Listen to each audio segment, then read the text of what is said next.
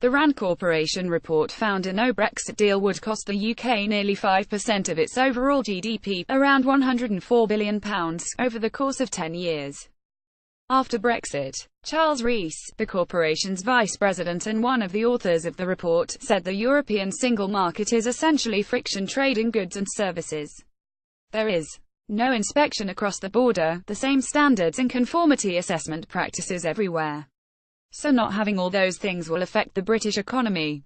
Parliament TVINSTITUTUL Aspen Romanioth RAND Corporation report claims the UK will suffer under all Brexit scenario. Speaking to BBC Radio 4 Today, Mr. Rees said that membership of the single market allowed the powerhouse of the British economy, services, to flourish, and the UK would miss out terminating its membership after Brexit.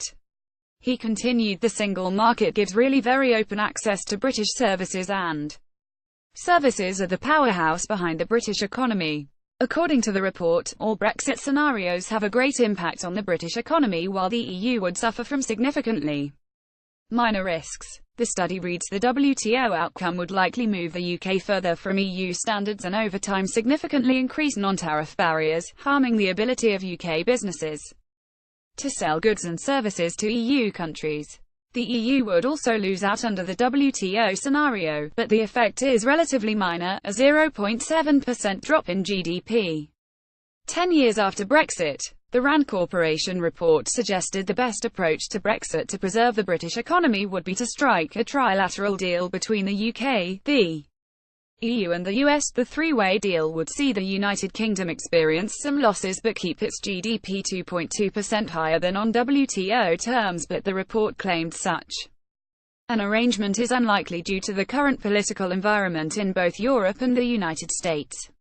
It comes days after Prime Minister Theresa May reached an agreement with the European Union, which many have hailed as a step forward in the Brexit negotiations. Britain and the EU finally agreed over EU citizens' rights, the Brexit divorce bill and the Irish border, meaning talks can progress on to trade in 2018, but Brexit Secretary Davis insisted that the agreements secured with Brussels to trigger talks on a post-Brexit relationship made the prospect of the UK being forced back into World Trade Organization (WTO) tariff trading arrangements after withdrawal much less likely.